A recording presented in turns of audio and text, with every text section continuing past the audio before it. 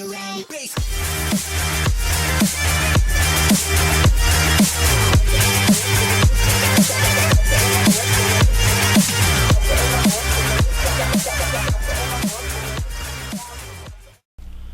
What is going on, guys? Crisis Diamago here, coming at you live and in person. It's been a couple days here since my last video. Been kind of taking a break from Call of Duty, just to get away from it for a little bit, because if you sit around and you just play one game all the time, it starts to irritate you, and every little thing just makes you mad about it.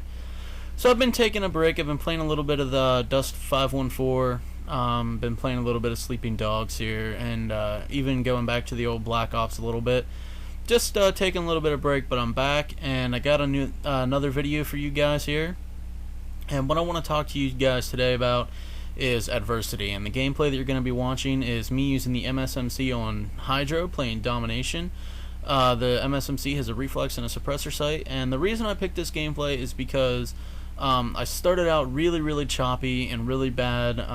Really came back towards the end of the first half here, and battled back, got a stealth chopper, and ended up #1 player overall. Got the final kill of the game, so which is always a fun thing to have. It's kind of like bragging rights, and so got all that. So you guys sit back and enjoy that, and let's jump into the subject here.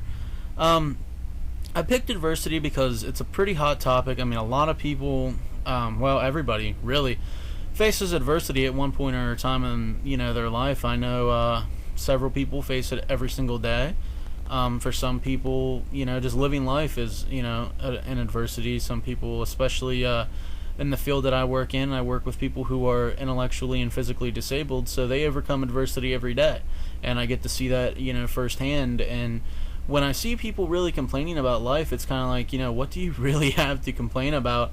And then you sit back and think, well, these people probably do have real problems in their life, and and maybe they don't have a way to deal with it. Maybe some people, they don't have a good support system at home. They may, their parents might be fighting, or something like that. So it was really unfair for me to sit there and think about it that way. You're just a teenager, what problems could you have? But a lot of people do complain just to complain, and but that's a whole nother topic.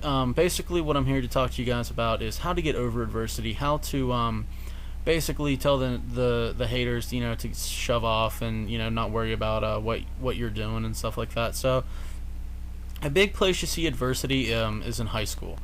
A lot of kids get bullied, a lot of kids get picked on. I was picked on in high school. Oh, you're short, you're fat, you're this, that, and whatever. And so, yeah, it hurts, it sucks, but you know what? I mean, I look back at it now, and you just realize that those kids, they have something wrong with them, and that's why they have to take out their anger and, all that on you. But it doesn't make it right. I'm not condoning it. I'm just saying that's how I looked at it. Well, this person's jealous of something that I have, whether it be, my artistic skill or my musical ability or something. I can do something that this person can't, and that's why these people, are mad at me, and that's why they have to pick on me, because they're insecure with themselves. And a lot of times that's the case with bullies. They just have an insecurity themselves, and they don't know how to deal with it. So again, I'm not condoning bullying. I'm not saying if you have a problem with your life, go out there and just pick on smaller, scrawnier kids than you. But I understand where they're coming from now, as I get older, and I've talked to a couple kids, well, not really kids anymore because we're adults now, but people that used to give me hard times and stuff in high school, and they apologize for it, and they'll tell you. I had one person tell me, I really was going through a rough time. His parents were going through a divorce and everything like that, and I forgave him. I was like, hey man, I understand stuff happens, and it is what it is, and we're actually pretty good friends now, so there's that. But like, when I started up my YouTube channel, I mean, I never really posted videos, and I was just mainly doing it so I could watch other videos and comment and stuff like that. But I really started to especially when Black Ops 2 came out with their rendering straight from the PS3, I was like, wow, I could I'm pretty good. I could probably make some videos and maybe get some people to watch them and stuff like that. And then I started watching other YouTubers, and I realized how much notoriety and stuff they get from it. I'm like, wow, that'd be really cool to be able to become YouTube famous, and have a lot, have thousands of subscribers and things like that. But the thing of it is, you know, you get a lot of people, you get a lot of commentators out there, and there are a lot of people that make Call of Duty gameplays, and there are a lot of people that make other gameplays, and everybody can't be famous. And that's the adversity, you know, you face, is trying to make yourself stick out from other YouTubers and stuff like that. And, you know, if I would let one person say your videos are crap and nobody's ever going to watch them, then, you know, I would give up, and I would never know what, you know, whether or not I could become as big as some of the other YouTubers out there. But the simple fact that somebody has done it before means that there's the option and the ability for me to do it myself. So that's what keeps me going whenever adversity sticks me in the face. I always say, well, somebody else has done this before me, which means that it is possible. And if nobody else has done it, then I always have that aspect of, well, I could be the first one to do it. And then, you know, people will recognize me as the first person to do this or the first person to do that. I mean, look at the Wright brothers. When they were told you'll never be able to fly, you know, that'll never happen, they became the brothers of flight, you know, the fathers of flight. And, you know, they did something the world had never done before. Nobody except for a bird had ever flown before. And, you know, since the Wright brothers, you know, they made their biplane, everybody told them it wasn't possible, and they did it. You know, now if they would have just sat there and let everybody say, oh yeah, you're never going to be able to fly, you know, that's for the birds, give it up, give it up. Now, had they given up, would there be planes?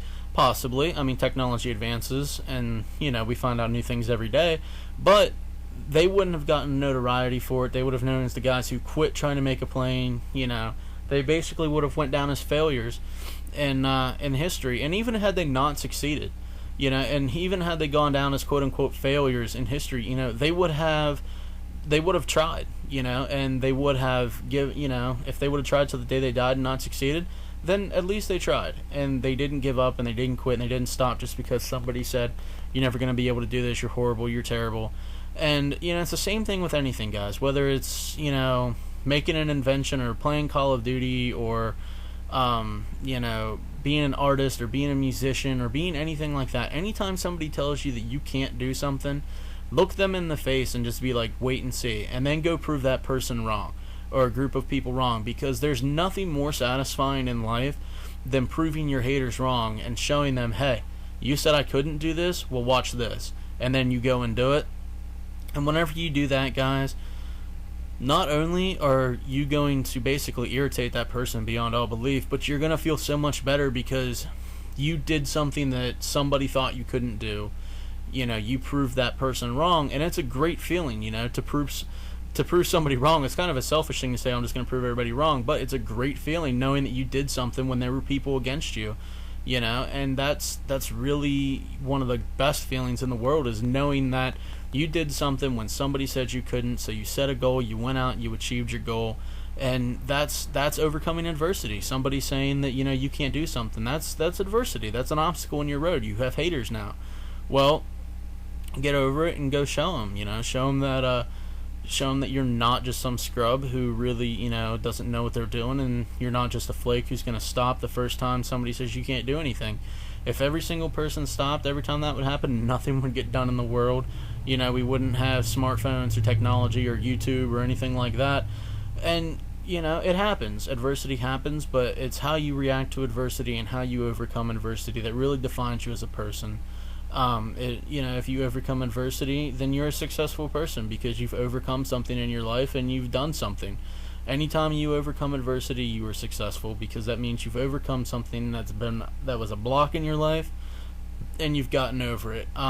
Family issues can cause adversity too, and, you know, they take a lot of time to work out. Sometimes they don't work out, period. But, you know, you have to try your best to make sure that family things work out, because when it comes down to it and you are facing adversity, there's really nobody else I'd rather have in my corner than my family. They've been there with me through thick and thin, all my mess ups, all my mistakes, and, you know, they've never left my side. So thank you to my family. I love my family to death.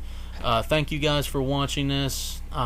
Hopefully be doing a couple more videos here soon. If you guys have any suggestions for things you'd like to hear or anything like that, go ahead and throw them down in the description below. Inbox me, Facebook, Twitter, all that fun stuff.